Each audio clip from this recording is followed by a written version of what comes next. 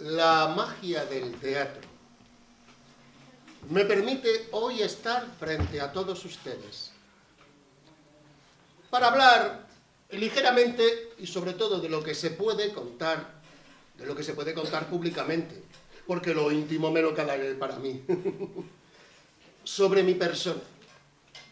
Yo sé que cuando les diga mi nombre, a la mayoría de ustedes les sonará a chino, pero mi huella quedó para siempre en la ciudad de Granada. Mi nombre es, excelentísimo señor, don Julio María de la Luz, Claudio Francisco de Asís, Elías Nicolás José Santiago Gaspar de todos los santos, Quesada Cañaveral y Piedrola Osorio Espínola y Blake, señor del Hacha, conde de Benalúa y duque de San Pedro de Galatino. Como este nombre era demasiado largo, mis amigos me llamaban Julito Benalúa. Yo nací en Madrid en 1857 y me crié aquí, en la calle de Alcalá de entonces. ¿Veis? Que enfrente está las Cibeles.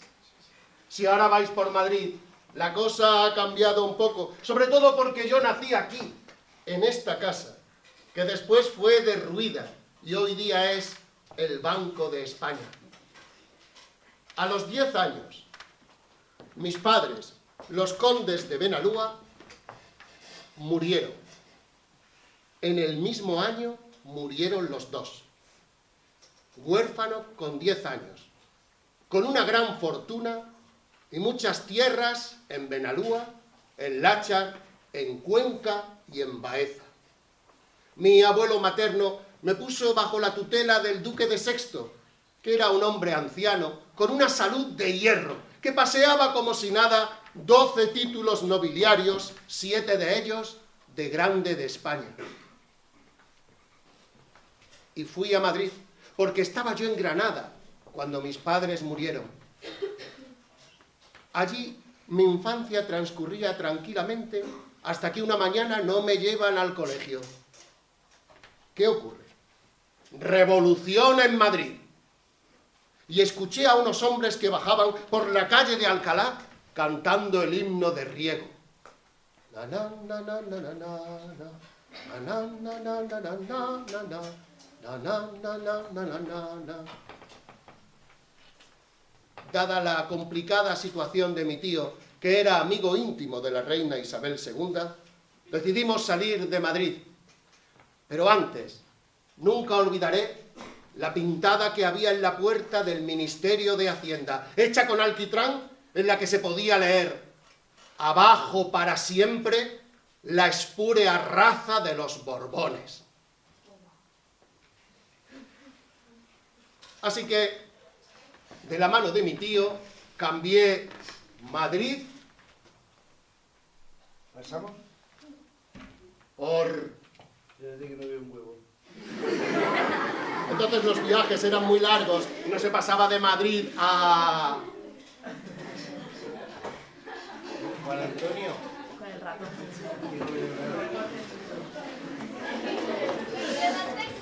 Pues creedme que pasamos de Madrid a París. Oh, París. ¡Qué maravilla! Ahí la tiene. Aquí está aquel París sin la Torre Eiffel, que no se había construido todavía, pero con el Arco del Triunfo, en chiquitito, al fondo. París era una ciudad inmensa. Yo vivía en la Avenue Gabriel, esquina con la calle del Circo. El circo, además, que pertenecía a mi tía política Sofía, que estaba casada con mi tío, el duque de Sexto, en segundas nupcias. Allí me aficioné mucho a asistir al circo todos los días y le tomé mucho cariño a aquellas disciplinas, mitad gimnasia, mitad arte.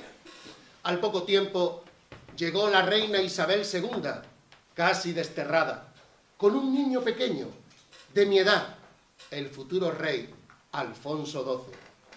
Nos hicimos muy amigos e íbamos juntos al colegio Estanislaos. Alfonso XII tenía una memoria prodigiosa. Siempre sacaba mejores notas que yo. Pero nuestra vida cultural transcurría entre el Louvre, Versalles, Los Inválidos. A él le gustaba mucho más estar en mi casa, que estaba llena de críos, a vivir con su madre, una señora gorda y que siempre iba vestida de luto. Y tenía de luto hasta las cortinas. Yo hubiese estado en París toda mi vida.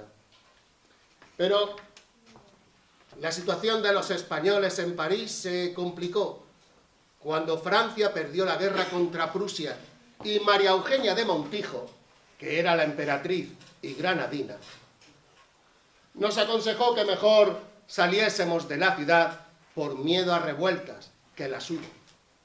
Así que volvimos a Madrid. Con nosotros el rey Alfonso XII, futuro rey, ya que su madre había abdicado en él en 1870.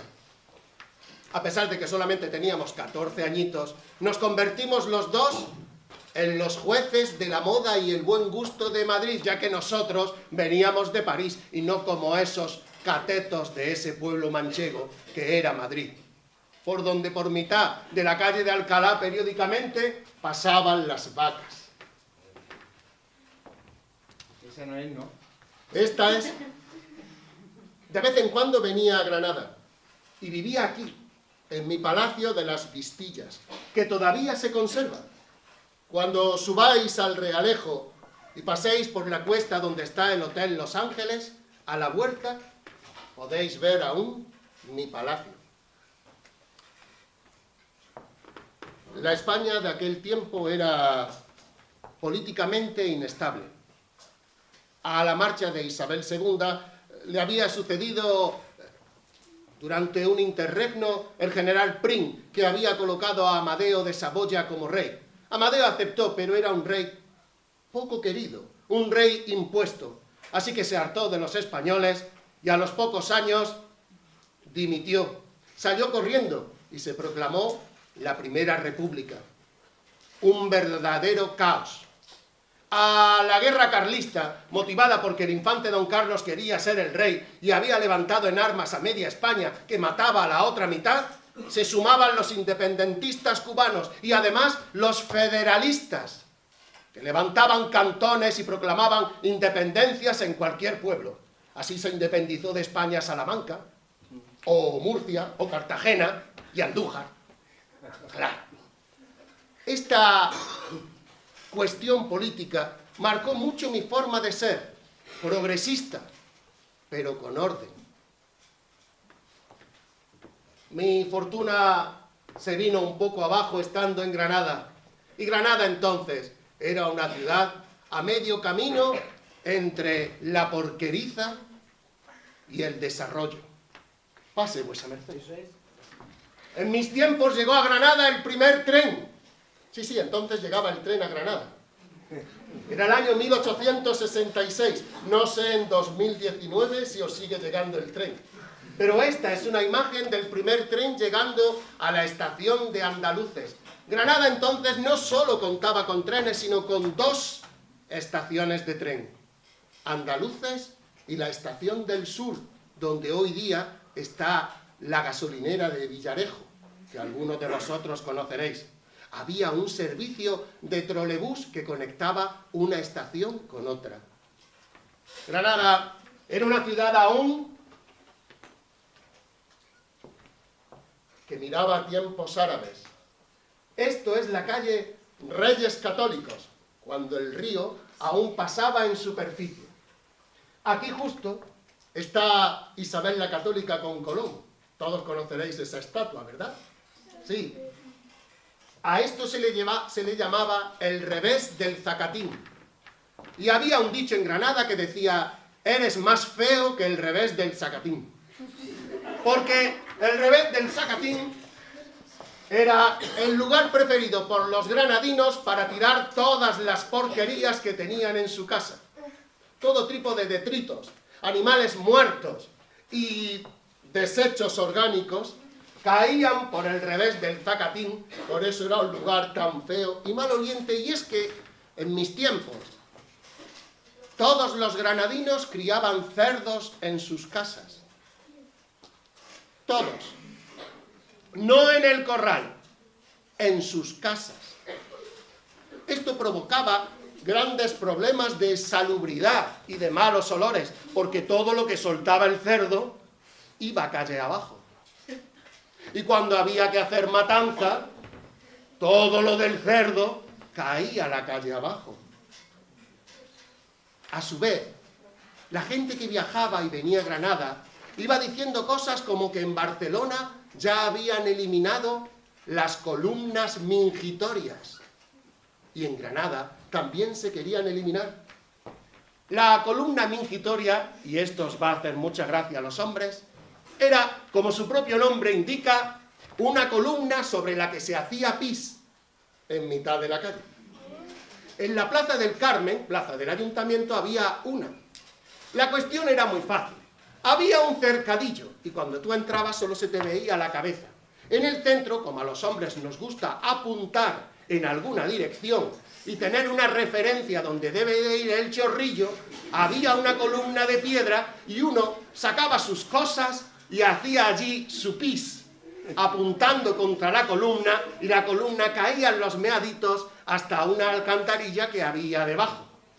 Esto provocaba malos olores y que si alguien iba un poco más perjudicado, se olvidara meter para adentro su masculinidad y salir por la calle con sus cositas colgando, para rubor y pasmo de las señoritas que andaban por ahí paseando. ¿Os lo podéis imaginar? ¡Oh! El revés del Zacatín ya no existe, porque se hizo la Gran Vía. ¿Veis qué diferencia? Claro, la Gran Vía venía a higienizar la ciudad, y con el paso del tranvía y los grandes edificios, Granada iba tomando un sabor distinto y sobre todo un olor distinto.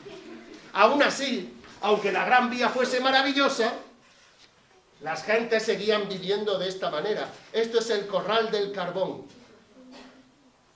con viviendas, ¿veis? Todo tapado, con viviendas y un único punto de agua corriente donde lo mismo bañabas al niño que bebías y te refrescabas, o bebía el mulo que está al lado. Y del mismo lugar metías tú también tu vasito de hojalata, el mismo para toda la familia, para beber un poquito de agua. Eran tiempos difíciles donde el alumbrado eléctrico llegaba a Granada. El primer punto con alumbrado eléctrico fue la Carrera de la Virgen y la iglesia de la Virgen de las Angustias.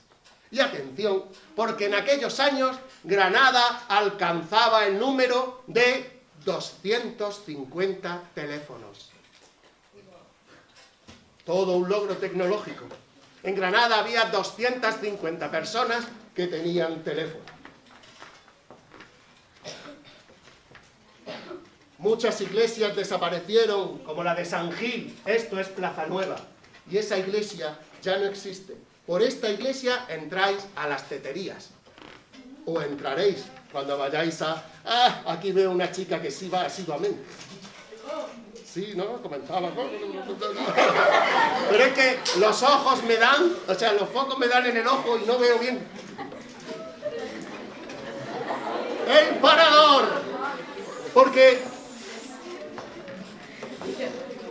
¿Cuál creéis que entonces, si la ciudad era tan pestilente, si estaba tan mal comunicada como estaba, que ya estará muy bien comunicada, ¿no? Supongo, ¿no? Ya tendréis grandes carreteras y se vendrá y se irá muy bien, y aeropuerto internacional y todo, ¿verdad? Bien. ¿Por qué la gente venía a Granada? Pues venía para ver la Alhambra, y la Alhambra estaba así. Esto es el Parador Nacional, lo que ahora es el Parador. Y el Palacio de Comares, sin techumbre, calcinado por los incendios, con los jardines descuidados y un señor que se olvidó la escalera aquí, seguramente para quitar el yeso de la parte de arriba y llevárselo a su casa. Porque la Alhambra era un corral de vacas y donde vivía la gente que no tenía dónde vivir.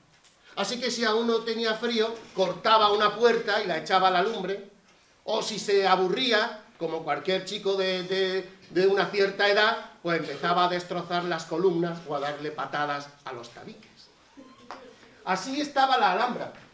Pero Washington Irving había escrito los cuentos de la Alhambra y habían tenido mucho éxito. Y eso llamó la atención de viajeros como Richard Ford o Teófilo Gautier, que no dejaban de venir a Granada y no tenían dónde alojarse. Entonces, no había ni un solo hotel en Granada, solo pensiones de mala muerte, donde uno dormía y se lo comían los chinches, donde la comida estaba mal hecha y donde era normal que en la habitación entrara un cerdo, porque los cerdos se criaban en las casas. Yo vi el dato de que a Granada venían entonces 18.000 visitantes al año. Y yo os digo que llegará el día en que a Granada lleguen 18.000 visitantes diarios. Y habrá que construir un gran hotel al estilo de los de París para que puedan alojarse dignamente.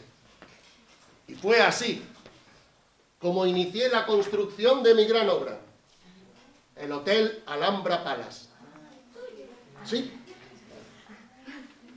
Yo tenía estos terrenos en la colina del Mauror. Eran unos terrenos muy malos, con una inclinación grandísima, pero que estaban a 10 minutos andando de la Alhambra. Así que me puse en contacto con un discípulo de Eiffel, el constructor de la torre, que era Monsieur Louet, y con Modesto Cendolla, un gran arquitecto granadino. Ellos me ponían trabas a todo. Incluso todos mis amigos de Granada me decían que no debía de iniciar el proyecto. Me daban grandes consejos. Unos me decían que no lo hiciera y otros, ¿por qué no te quedas quieto? Qué difícil es hacer nada en Granada. La primera reunión con los técnicos, imposible construir. El terreno está demasiado inclinado, es muy inestable. Harto de ellos, me levanté, di un puñetazo en la mesa, cogí un duro de plata y lo tiré al suelo. ¿Con eso se aplana el terreno? Si hay muchos de esos, sí, señor duque. Pues que las obras empiecen mañana. La inversión subió a 2 millones de pesetas de la época, unos 25 millones de euros actuales. Todos salieron de mi bolsillo. Era el hotel más confortable de España, porque tenía agua caliente en todas las habitaciones. Fijaos. Las obras duraron 4 años. Pero se acabó. Terminó un edificio que era más Alhambra que la propia Alhambra. Y así lo quería yo. Siempre más, siempre excesivo. Con una comida extraordinaria, con los mejores cocineros. Y todo estaba listo. Solo faltaba un detalle. Y es esperar a que el rey Alfonso XIII, gran amigo mío también, pudiera venir a inaugurarlo. Eso ocurrió el último día de 1909. La ciudad se preparó para recibir a su majestad. El señor alcalde y yo íbamos a ir a recibirlo a Pinospuente en automóvil para subirnos al tren y llegar con el rey. En Atarfe me dijeron que habían preparado una gran bandera de España que desplegarían al paso del rey y tirarían voladeras y cohetes. Era una gran fiesta. Fijaros cómo se engalanó la ciudad. Es la entrada a San Juan de Dios. Desde el triunfo se hicieron arcos triunfales y efímeros para recibir a su majestad. Y en la estación de tren, la locura. 5 bandas de música, el regimiento Córdoba 10, fuerzas de seguridad de la Guardia Civil y miles de curiosos que querían saludar a su majestad, que se montó en coche y los subimos directamente al Hotel Alhambra Palace. Allí almorzó al estilo francés. Se refrescó un poco y fuimos a visitar la Alhambra y después una breve siesta. para cenar a las 8:30, acompañados por el famoso trío Iberia. El rey quedó francamente encantado. Pero miraba a la sierra y vi el potencial que podía tener la nieve. Entonces nadie esquiaba. No había estación de esquí. Y yo pensé que estaría muy bien para el futuro crear una sucursal del Alhambra Palace en Sierra Nevada. Y así se hizo. El Hotel El Duque, que aún día existe ese edificio.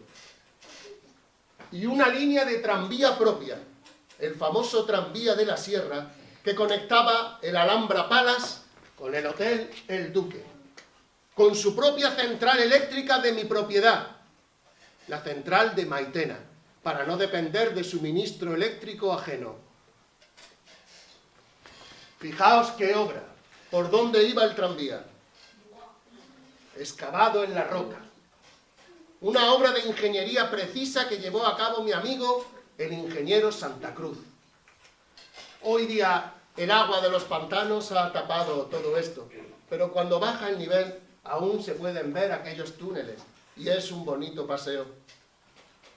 Yo veía el potencial de Granada. ¿Y de dónde sacaba yo tanto dinero?, os preguntaréis. Hice un viaje por Argentina y vi que allí cultivaban remolacha. De la remolacha se extraía azúcar. Y pensé, si Cuba se independiza de España, España necesitará azúcar. Yo voy a producir mi propio azúcar, aquí, más barata que traerla desde América. Así que comencé a cultivar azúcar en la Vega de Granada. Y yo creé el primer ingenio, la primera fábrica azucarera en Láchar. Era el año de 1890 y su canal de riego, el Canal del Duque, que aún existe. Y es más, proyecté construir un embalse en Los Bermejales, cosa que yo ya no pude hacer. De ahí salió mi fortuna. A ese ingenio azucarero siguieron decenas. Toda mi inversión fue en Granada. Él era mi amigo, el ingeniero Santa Cruz. El mejor ingeniero, y déjenme que así lo diga, de Europa. Hizo realidad todos mis sueños. El tranvía de la Sierra, el Hotel El Duque, la carretera hasta el Veleta, que era la carretera más alta de Europa. Y es más, proyectamos hacer un túnel bajo el Veleta para conectar primero por carretera y luego por tren Granada con la Alpujarra. La Alpujarra estaba completamente aislada. El túnel se inició, pero quedó hasta la mitad. ¿Os imagináis que hoy día pudiese haber un tren que nos llevara directamente de Granada a la Alpujarra y de la Alpujarra a la costa? Pues aquello era el año de 1932. Los mejores técnicos del mundo vinieron a ver cómo se inauguraba la carretera hasta el Veleta que había hecho mi amigo Santa Cruz y que hoy día, casi 100 años después, seguimos usando para subir a la estación de esquí, casi por el mismo trazado que él hizo.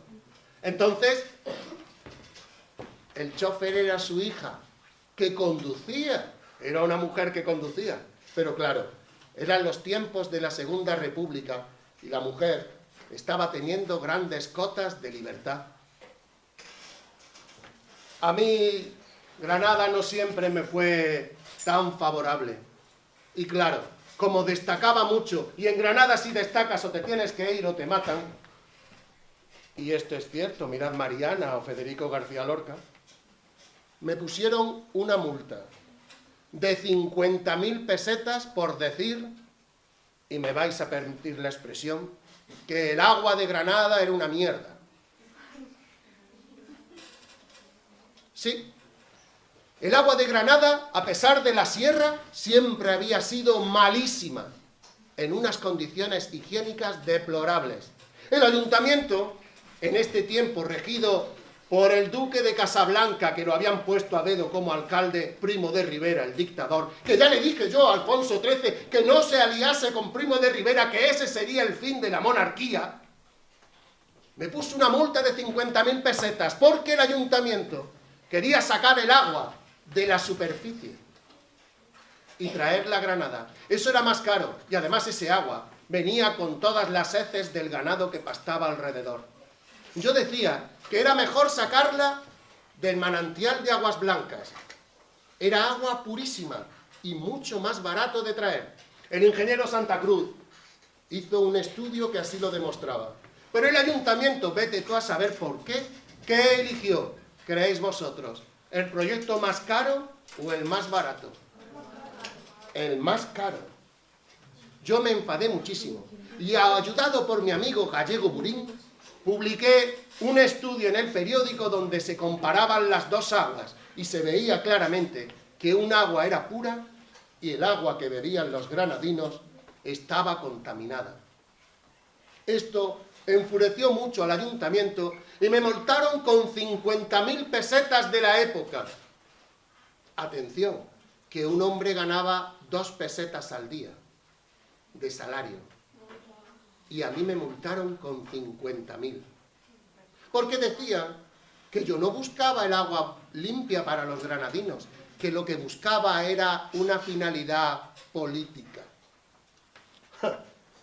Cuando se proclamó la Segunda República y ese alcalde tuvo que huir, los granadinos se pusieron en cola delante del ayuntamiento para, en la medida de sus posibilidades, dar un poco de dinero y que me devolvieran esas 50.000 pesetas. En una hora ya las habíamos recogido. Y yo dije aquello de, aquí me dieron el palo y aquí me lo quitaron. Mi amigo, este era amigo, Alfonso XIII, pero finalmente, y luego os contaré por qué, no acabamos demasiado bien. Mi amigo el ingeniero Santa Cruz participó no solo en la construcción del Palace, del Hotel El Duque, del tranvía de la Sierra, de la carretera, construyó también el puerto de Motril, el pantano de Cubillas y el camino de Ronda. Los granadinos, algunos de ellos, se lo agradecieron fusilándolo contra las tapias del cementerio en 1936. Y también a su chofer, porque era su amigo. Afortunadamente, yo no vi eso. Yo ya no vivía en Granada porque me habían desterrado y me habían quitado todas mis propiedades. Antes de todo eso, y viendo lo que se avecinaba, di todas mis tierras del Láchar a los trabajadores del pueblo, sin ninguna presión, para que ellos trabajaran sus propias tierras. Mi vida terminó en Madrid, un 17 de julio de 1936. Me trajeron a Granada para enterrarme en la catedral, de la que yo era canónigo. Me enterraron junto a una mujer a la que yo siempre admiré, y junto a ella descanso, Mariana Pineda.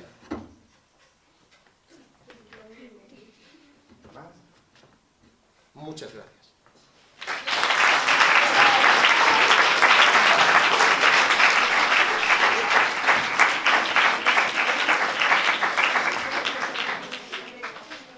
Muchas gracias, ha sido un placer, gracias por vuestra atención.